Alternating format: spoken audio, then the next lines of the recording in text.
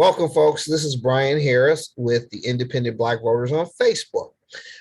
We are now have passed the primaries, and we're starting with the general election.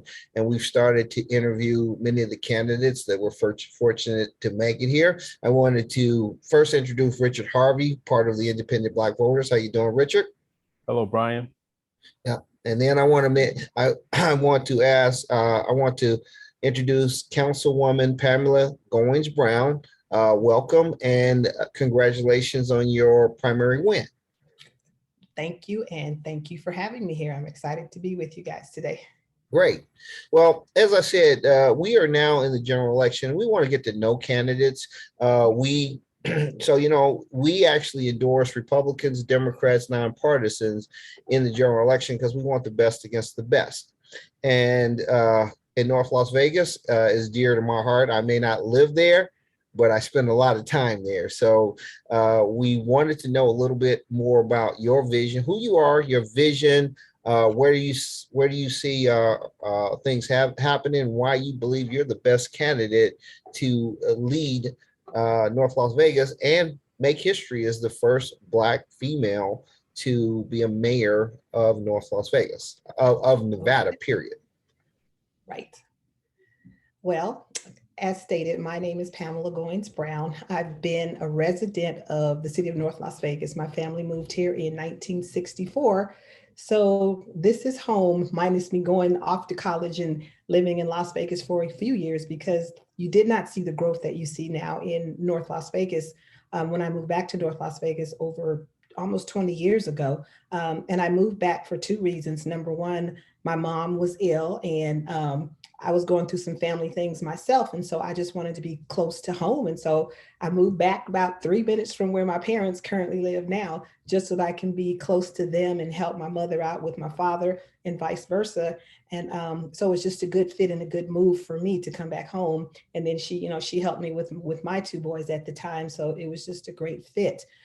So I'm a lifelong resident of North Las Vegas. So this is home to me, and I'm not going anywhere. I am a retired educator. I did 35 great years with Clark County School District, 20 years as a teacher, and 15 years as an administrator. And actually last month, I retired 3 years from the school district. I served as an assistant principal all 15 of those years at various schools throughout Clark County School District. And so, my passion for just serving the public, I believe it starts with my school district days, because like I said, I'm serving little people and their families and their issues. Today, I'm just serving older people, bigger people with those kind of issues.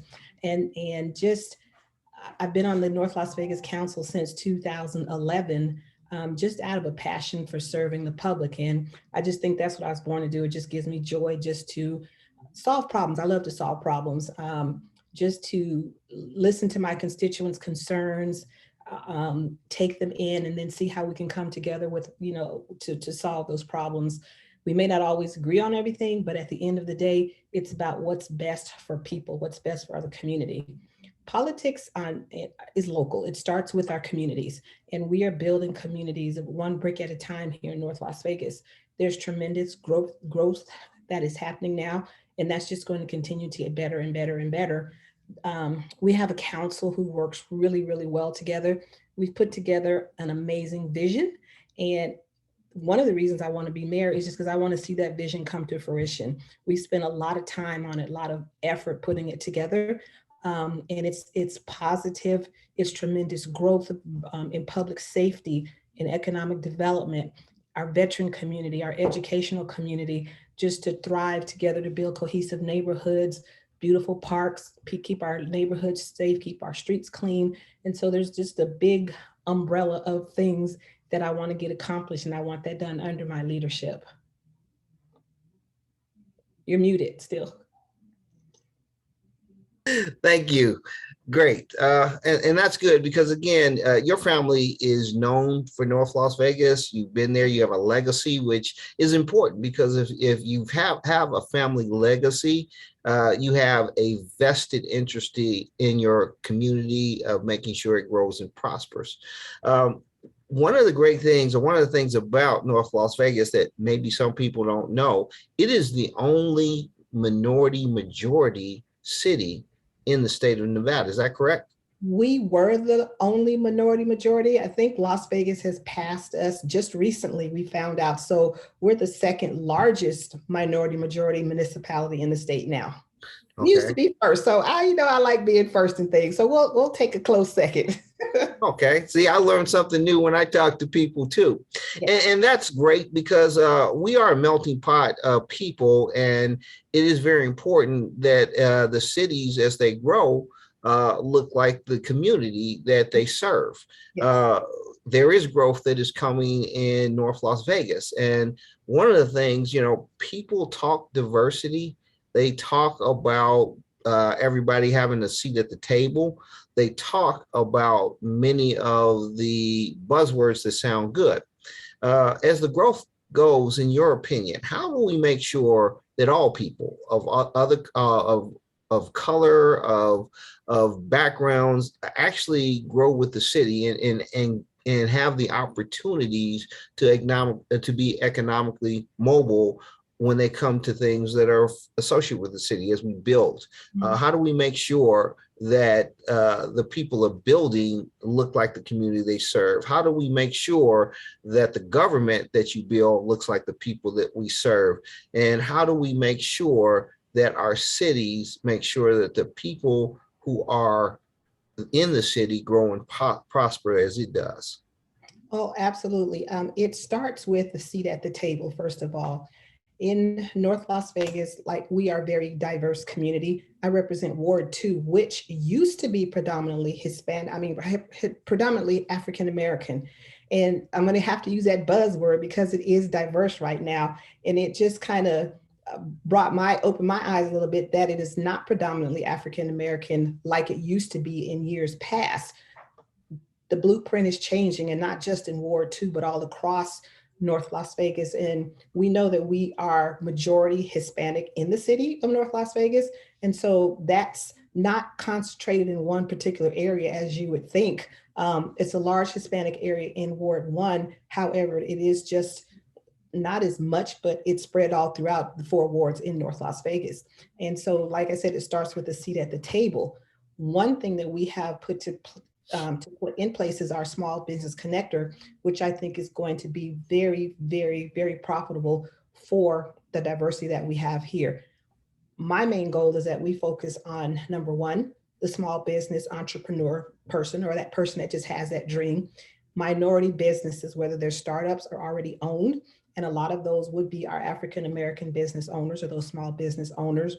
Also, women are still considered a minority, so it would focus on women businesses as well, and also businesses that are catered to our veterans or that are veteran owned. And so we are making sure that we touch on every blueprint in the city of North Las Vegas. And then as far as building and infrastructure wise, we have those conversations with what are you going to give back to the community? How are you going to involve the community from the ground up? You're hiring local, those that, and when I say hire local, I do mean it. However, we have to have qualified workforce as well. I can't put you on an asbestos job if you're not trained in that proper way, because that'll be a health hazard or a safety hazard. So we have to find a trained workforce, but we are looking for those people of color, and especially African American workforce, just to increase that workforce just across the valley. So that's a goal of mine. In our government offices at our city hall, we do seek out those do I want to say non-white candidates, or people of color, people of other ethnicities, to be a part of the process in North Las Vegas, just to oversee the everyday operations of the city, and just looking at a diverse community there as well, because it is very important that we represent the people that we serve. So I would agree with you on that, absolutely. Okay, great. Absolutely. I'm Richard. I'm going to let you, if you got a question, throw it out there. But I wanted to make a comment because I know the subject, when you bring it up, is a little difficult. But the truth of the matter is, when people talk about true diversity, if they don't go out of their way to make it happen, it's just talk. It's just basically words that sound good. So we have to say, look, we want a city. We're not trying to include and exclude anybody, but we're trying to include everybody so that they really have equal opportunity to grow and progress in your community. So there's nothing bad with saying, yes, we're going to try to find qualified people in every range of whatever diaspora they are and make sure that none get left behind. Right. Rich, yeah. And it's another comment I just want to make is all people to get involved as much as you can in the processes of government, because when decisions are made, we need you at those neighborhood meetings. We want to hear your concerns. We want you to have your voice heard. So get involved in those processes. All of our agendas aren't going to be, so super duper exciting, or we don't have a lot of when we disagree on something as a council, we are able to come together at the end of the day to a happy medium, because we can air our differences behind the scenes. You don't see that when we're on that dais. We've thoroughly vested out everything that we're going to have on our agenda. We've gone through it. We've talked to constituents. We've hosted neighborhood meetings when needed. We make sure that we include our community as much as we can in the decision-making process. That's important to me, because I have to hear from you. If there's something that you don't agree with, I won't know unless we hear from you. So get involved in your local government as much as you possibly can, or things that are super interesting to you. Okay, thank you. Richard? Well, the question I have is, with politics being so polarizing now, and as you speak about North Las Vegas and the four wards that are there, I mean, I grew up in North Las Vegas and I've seen the growth that happens. My question to you will be, with politics being so polarizing now, if you were elected mayor, what would your plan be to get if you work across the aisle, work across party lines to get everyone involved, so we're working together and there's no stagnation where if you win because of your party, the other party sits still and silent and don't participate and hold up things and hold up issues and not willing to be contributing to the main goal of getting things done. Well, one thing, like I said, all politics is local on the municipal level. Your mayor, your council, your assemblyman, your county committee, those races are nonpartisan. I don't govern based on your party affiliation. When you call me, I'm not going to say, well, if you're a Democrat, I can't help you, or if you're a Republican, I cannot help you. My goal is to serve all of my constituents, all citizens, race, creed, color, political affiliation, background. That's not how I don't govern based on that. So our races are nonpartisan. So those kind of issues you will see more on the state and the federal level, where they're worrying about party lines. We focus on representing the constituents in North Las Vegas, every single person in this city. And with that said, and thank you for explaining that to me, because I was unaware of it. And I kind of got on this call late, so I didn't get a chance to do my research as well. But I hear what you're saying with the growth of North Las Vegas, and I see the expansion that, I mean, I've seen it go past Nellis Air Force Base. There was a current project that I think was on the line, on the books with Tesla. Was that to happen in North Las Vegas, and has it happened, or will it happen, or what's the plan for it? Tesla was, ours was Faraday Future. I think you have the wrong, ours was not Tesla, it was with Faraday. Faraday? That was out at the Apex Industrial Park. Is that what you're referring to? Correct. I think it had something to do with energy or batteries. Yeah, right now, we are in the process of creating, I think it's almost an 8,000 square foot, it could be bigger, industrial park known as the Apex Industrial Park. And that's when you're going out toward past the Speedway and you're turning on where that Love's truck stop is. Yes. You go up that little path, that's where the industrial area starts. We just did a grand opening ribbon cutting with Air Liquide, which is like hydrogen fuel plant. And there will be other high-end Fortune 300, Fortune 500 companies with great interest in our Apex industrial area. So there's going to be 4 to 5 different large industrial parks. I know Kroger chain is going to have a facility out there, and I like that because they're going to have a whole section where they just do ice cream and bring all that kind of stuff in. They have a whole section where they bring in the bananas right off the truck and it'll show you how they preserve all that kind of stuff before it actually gets to the food stores and on your shelves. And so the only, and I don't want to call it an issue because it's going to be resolved, is just the infrastructure piece out at Apex, and that's just putting in the water lines, the gas lines. So we're in the process of working with our state and federal delegation to secure funding so that we put that in, because we want the developers and the builders to come out there to a shovel-ready project. And right now we've lost a couple of companies, let's say I'll just use Arizona as an example because their infrastructure is in their industrial park. You just basically come in there with your shovels, and I'm just being facetious because you still have to go to all the processes, the permitting processes like that. But we do call them shovel-ready products so that you can just come in there, get those shovels in the ground, and get your buildings up and open for business. And that's creating jobs. And these jobs are high sustainable jobs. And so it's just going to be a win-win for the community. And again, when we talk to those developers that want to come and build in Apex, not just in Apex, but here in the city, we want to say, what are you going to do for the local community first? We want you to hire from our local workforce.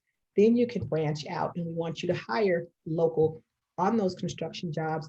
Then you can branch out, but we're absolutely looking for what you're going to do for our local talent right here in the city. And that's as far as getting the buildings built and open. And then how do you give back to those communities now that you are open in our cities? Great. Thanks for that. Let me ask you a question. This is going to housing. Obviously, right now, with the rising cost of inflation across the board, from gas to housing to affordable housing, etc. And many times politicians, when they're talking about affordable housing, they're talking about the poor.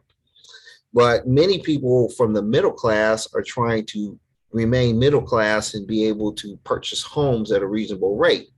And this whole escalation, it may have started in the Henderson and the Summerlin, but it's come to North Las Vegas also, as far as pricing of housing, to the point that it is unattainable for many of the people that live there today in the makeup of the city.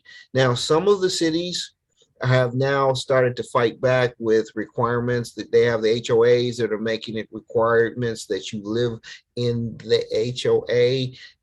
There are fights from other organizations that are making it requirement that you can have only so many rentals in a space of a location, to try to fight and stem this whole thing of corporations buying up single dwelling homes. Give me your thought on that. What do you think? Where do you think we're going there? What kind of a problem it is, and do you have any solutions? Well, one of the solutions is, and to my knowledge, I think that the housing cost is starting to stabilize or either getting lower from the last, I just checked the news. I'm looking for, and we do have communities in North Las Vegas that fit each of those things that you just mentioned. A new product which is very popular is an all rental community. These are single family homes, but they're rental properties only. And you have to look for 20, 30 years down the road. My son's 32. We have to build for it. I don't know, are they millennials, Gen X's, Gen Z's? I don't know what you call them now. I'm just like, what are you? So we have to have product types for them. Sometimes that generation, they want a product that, hey, I'm going to live here. It might not be for the long term. I don't want the big backyard like my parents or like we have, where, that's what you do. They want something that's easy, low maintenance. So if they want to pick up and go, boom, they can go. So we do have an all rental community. We have some affordable housing complexes that are family oriented, not just for the poor. Because what is the middle class anymore?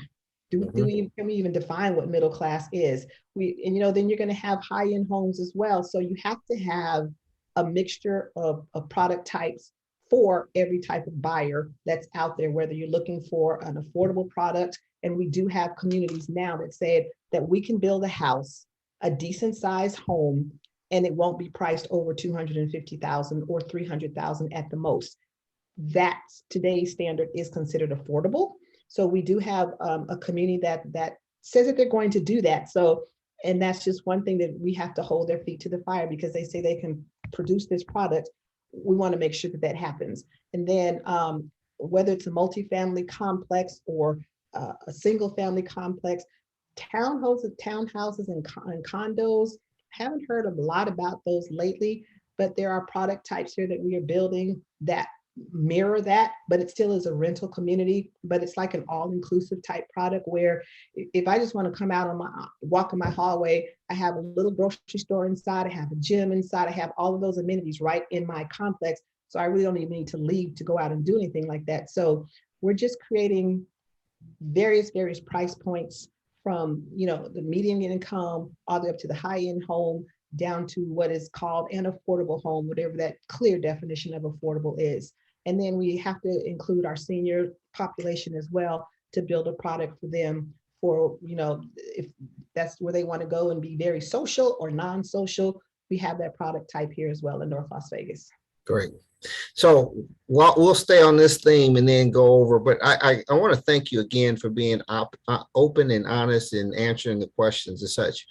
Just as we were talking about affordable housing, there's a tsunami coming, not just for North Las Vegas, but across the country, and specifically here in Nevada, in all areas, and that is the homelessness is growing at an insurmountable rate. And what tends to happen, every city tries to come up with reasons to push them out of their area. And where do a lot of them end up? North Las Vegas, the historic West Side, etc. What's your thoughts on this tsunami that's coming, and how do you think we address the issue and share the pain? You are absolutely right. I just wish I could wave a magic wand and solve that homeless crisis across America, because no one in this country should be without a roof over their head or should be hungry. It just doesn't make sense in my little brain here. One thing that we have done in North Las Vegas, I think it was back in October, we started a home team. And please don't ask me what that acronym is right now. It's HOME. It's our mobile home outreach team. What this team does is they set up pop-ups around various locations in North Las Vegas. They do one once a month or once every month. And they have like a targeted audience that they know that they can reach out to, and they can bring those people who are unhoused to their pop-ups. And there are a plethora of services that they can offer to those people. The thing that we are finding is, number one, they have to be wanting to receive the services. We call a lot of people out there who are homeless resistant, because let's just face it, if I walk up to you right now and say, I'm going to help you get off the street, you don't know me from Adam. Why would you trust that I'm going to do something to benefit you? And so what we find is that we have to go back to these people and we have to talk to them several times, build that trust, and then they are more apt to say, okay, I will try what you have to offer me, or I want help. Some don't want help, and we can't reach them all, but we're going to reach as many as we possibly can. And I just think we cannot ever give up on that concept, because again, it's like one step at a time. If the team reaches out and they help 3 or 4 people that particular day, we have to count that as a success story, because that's 3 or 4 people that are not on the street at the end of the day. We can help them with job placement. We can help them with shelter. And then the thing that I want to make sure that our team is doing is, let's say I get someone in a sheltered house or something like that.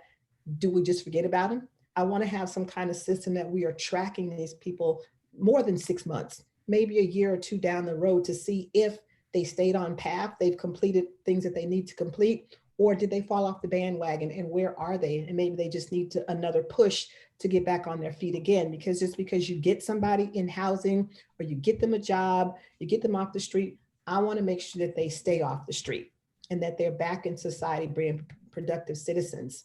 And another thing that we have in the city of North Las Vegas, we opened our jail, but we don't call it a jail. We call it a community correction center. It's a rehabilitative style inmate housing system. Again, instead of us, I know people who, you get out of jail, you give them what they came in there with, and you just let them out and they're done. How do you know where they're going?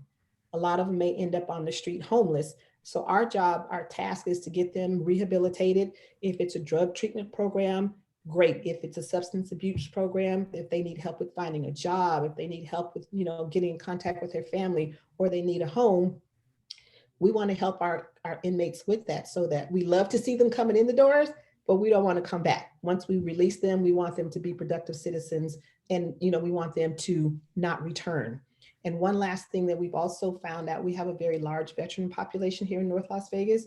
Some of those are homeless. And so we've instituted a Veterans Community Commission, which we're going to have a facility over by the Skyview YMCA and the Veterans Hospital, where we're going to open a resource center, and hopefully those doors will open by the end of the year. The goal of that is to find those veterans who need services. Some of them may know that there's services out there, but they have no idea how to access those services. So we're going to serve as a resource fair, a resource service center for those veterans to come in and say, you know what, I need help with housing. I want to go back to school. I need medical assistance, or it's just a safe space to come in there. I just want to come in and chill today. Or maybe I need to talk to a counselor, or I just want to come in and just work on the computer. So all of those things in turn will help to minimize the number of homeless people that we see on the street in North Las Vegas. And hopefully we can get these people back into society and be productive citizens. Okay. And that's great, because I always say to my veterans, thank you for your service. And we do need to go above and beyond. But I also say this, and I'm just throwing it out. Right now, the numbers say 40% of all the homeless are African American. And we have to make sure that while we are prioritizing veterans and other folks, we need to understand who is the biggest group in need, and become just as adamant of trying to focus on the group that really has the biggest need sometimes, and get people to understand that America is only as strong as its weakest link. And if the weakest link is in the Black community, we have to be willing to focus on that area. Richard, do you have something that you wanted to say? Something else? No, I didn't have anything prepared. I'm listening to your response, and I'm gaining a lot more insight about who you are and what you stand for. And I just appreciate being on the call. Absolutely. And that last comment about the African American population, to me, that goes back to building that trust. Yeah. You have to be able to trust the people who are going to stand in front of you and say, I'm going to help you. If it's a police officer, we know what's going on with society and our police officers. We have to build that trust with those people, because that's usually your first point of contact. And sometimes that does not come out with a negative outcome. So, talk to me. Don't come at me. Talk to me. Let's get to know one another, even though it's on the surface, enough that I'm going to trust you. And then maybe I build that relationship with you. Then, okay, so now let me see how I can help you, and vice versa. Absolutely. Absolutely. We cannot incarcerate our problem away. It just doesn't work. Yeah. So again, you're running for mayor. And obviously, though, education is a key. Everybody running in every group always talks about education. Unfortunately, a lot of them take this, that I'm for school choice, I'm against school choice, without really knowing what that means or how that's going to solve the solution. I've spent some time in the school district enough to see there's a direct correlation between the staffing of the schools and the performance of the schools, i.e. Having a place in Henderson, they're always staffed with the best teachers. Having a place maybe in North Las Vegas, they may not be staffed. They may be the ones that have all the substitute teachers. Not just all the substitute teachers, they have the ones who just came in or barely older than the people that they're teaching. There's a direct correlation. So we have to fix that problem. Again, you're not running for school board. So I tell people, the only thing that I recognize is sometimes we have to get people to get out of their comfort zone and say, you know what, whether it's a teacher or not, let's pay the money in these areas that are behind, and let's bring in, whether they are a teacher or retired professional that has the skill sets, some type of stability, so that these schools are getting the best versus the worst of the people who are supposed to teach them. What do you think? Oh boy, you just opened Pandora's box, didn't you? Okay, so where do I begin? Well, first and foremost, I think once education, teaching is valued as a profession, you're not going to see very much change. And sometimes it's just not always about money, even though money is at the top of that scale, but it's also about the morale, how you're treated as an individual, how you're respected in a profession that you've dedicated your life to. And I'm sure if you ask any teacher, and I'm one of them, I didn't go into that because of the money, because if I did, I wouldn't have gone into it. It's a craft. And it takes years and years of education yourself, learning and training to perfect that task, because it's not easy to stand up in front of 30 different personalities every single day. And this one's coming from home, maybe there was a fight in the house last night, maybe there was shooting in the neighborhood, maybe they didn't get enough to eat, maybe they didn't have any place to sleep, and you're supposed to teach them how to read and write, and they're supposed to sit up all day long and just sit in that desk and pay attention. All of those things, you have to be able to control that as an educator in the classroom. So it's a difficult job, but oh, is it so rewarding. At the end of the day, when you see that light bulb come on, what I say, and you see that child getting that concept, there's not a greater feeling on this earth than that. And I don't care if I'm looking at blue eyes, green eyes, brown eyes, all eyes are the same in my book with the heart. The child can just melt your heart. We know that in North Las Vegas, we're the only municipality that is divided into 2 performance zones, which I don't know the rationale behind that. So that's an issue for me. We have a higher percentage of vacancy rates in our schools than other jurisdictions. That's problematic for me. We feel that we have been disproportionately represented as far as staffing, as far as funding, and as far as access to a great curriculum, because we feel that every child in North Las Vegas deserves a high quality seat by a high quality teacher in front of them, not just 3 or 4 days a week, but 5 days a week, every day of the school year. And so we have looked at that in 2 ways. We have an education advocacy committee that we just recently put in place, because these are some of the issues that we want to tackle as a committee for education in North Las Vegas. Each of the council people we invited all of the principals from elementary all the way up to high school, and we did a lunch and learn, and it was really nice because we had an awesome turnout. It just started with, we just let them vent. We just let the adults, because they hadn't been with adults in a long time just because of the pandemic and COVID. So we just let them vent for a while. Then we got into the meat of the reason that we were here. The overarching feel from those principals in all of our wards was, number one, was family engagement. How do we get our families involved in their kids' education? They think if we can increase that percentage, that will make a huge difference in the lives of our babies. They also wanted to focus on attendance. Why did kids miss so much school over the last few years? And now, how do we get these kids back in the classroom and to take school serious, that you need to be there every day? And staffing was probably number one on every administrator's list. And so staffing is another issue that we don't have very much control over, how the schools are staffed. We can voice our opinion, which we absolutely are. And so we're going to serve as that kind of wraparound service to our schools in North Las Vegas to see how can we help you be successful this school year coming up in the fall. What do you need from us? And I'm not blaming CCSD, because it may not be any fault of theirs, but what can we do as a municipality to support some of those initiatives or some of those things that will make your school shine? And so we're doing that with our Education Advocacy Committee. And I'm not sure if you heard about our Southern Nevada Urban Micro Academy that we had the last 2 years.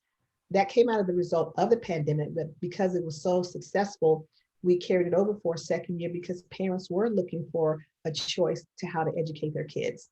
Some of them said, we love what you're doing. It's more one-on-one instruction with our kids. And I call them my babies. Everyone knows that. My babies just grew tremendously with our Southern Nevada Urban Micro Academy, and we just called it SNUMA. So that was a super successful program that we did in North Las Vegas, just to take that slack away into, it was for our employees' kids, and then for those kids who probably would be just sitting at home in front of a computer every single day, and they wouldn't have done well. Yeah, we'll have to definitely continue this discussion even after this, because number one, I see your passion in this issue, and I have a belief. So you don't know me. I grew up in Gary, Indiana. I graduated from Gary Roosevelt, a public school that was 98%, 99% Black. Our motto was the best. The teachers that taught me taught my mother in some instances. The teachers who taught me lived in my community. The teachers that taught me look like me. And from that perspective, there was a bond and there was a willingness to excel that I don't see we have today when the teachers live in Summerlin, the teachers live in Henderson, the teachers don't live in the communities they serve. They don't have that connection to the students to really be successful. And if they specifically don't look like them too, that's a double-edged sword that is going to be something that has to be addressed. Is how do we get our teachers in our community? How do we build them from the community or do something? And how do we have the diversity of teachers so that in many times that will engage them to learn? So we definitely need to talk more on that. I'm going to say, Councilwoman Goynes, you have taken a lot of time to talk to me. I thank you. We're going to look to have another discussion in the future, but this was very enlightening for me. It gave me a chance. You know, I know your brother. He's a Kappa. Yeah, you're right. Kappa Alpha Psi to the day I die. Right. That's right. And we've kind of crossed at the Shepherd's Breakfast and a couple other issues, and we've talked briefly. But I really appreciate this time to really get to know you as a person, and I thank you for the time. Richard, you have a comment? Well, my vote counts in North Las Vegas, and I'm like the fact that I'm on this call. I didn't have the questions prepared, didn't have enough time to get into it because of my schedule, but also just to know more about you, Pamela. You gave me some more insight of what your cause is, what your mission, and how you plan to go about it, and that carries a lot of weight with me. So appreciate the time, Brian, for being on this call and getting to know more about who you are, Pamela. That was great. So appreciate it. Thank you. I welcome the chance to come back anytime. So just reach out to me. You know how to find me now. So yeah. I know how to find you now. I didn't get a chance to interview you in the primaries, but I got a chance to interview in the general, and that is very important. We will be talking to you because we don't just endorse, we help win. We don't just, you won't see me 4 years or 2 years from now.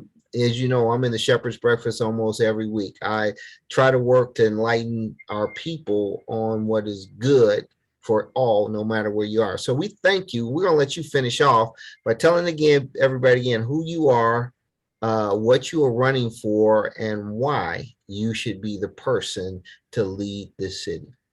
Thank you. Well, I am Mayor Pro Tem Pamela Goynes-Brown. I represent Ward 2 in the city of North Las Vegas. I am running to be the next mayor of the city of North Las Vegas. We were the top vote getter in the primary election that was held on June 14th. My goal is to continue to move this city forward. We have a goal and a vision in the city of North Las Vegas that will be beneficial for the entire community. And my ultimate goal is to serve my constituents. Nothing gives me greater joy than to know that I made the difference. And I love being on the local level because I can actually see what the work has been done. I'm not waiting years and years and years and years. The work is there. And you call me, I'm very accessible. I'm going to get the problem solved. I'm going to get the job done. And so I'm just so excited. I don't know, just that weird side of me just loves public service and helping people. That's what it's all about for me. Great. So again, this is Brian Harris with the Independent Black Voters on Facebook. Our vote is not free. We're nonpartisan, folks. We talk to everybody and we try to understand who is good for everyone, but also the Black community. Tune in as we interview as many people as we can that are willing to talk about the issues that are prevalent in our community. So again, I thank you, Mayor Pro Temp, Pamela Goynes, and we look forward to talking to you in the future. Thank you so much. Okay, hold on.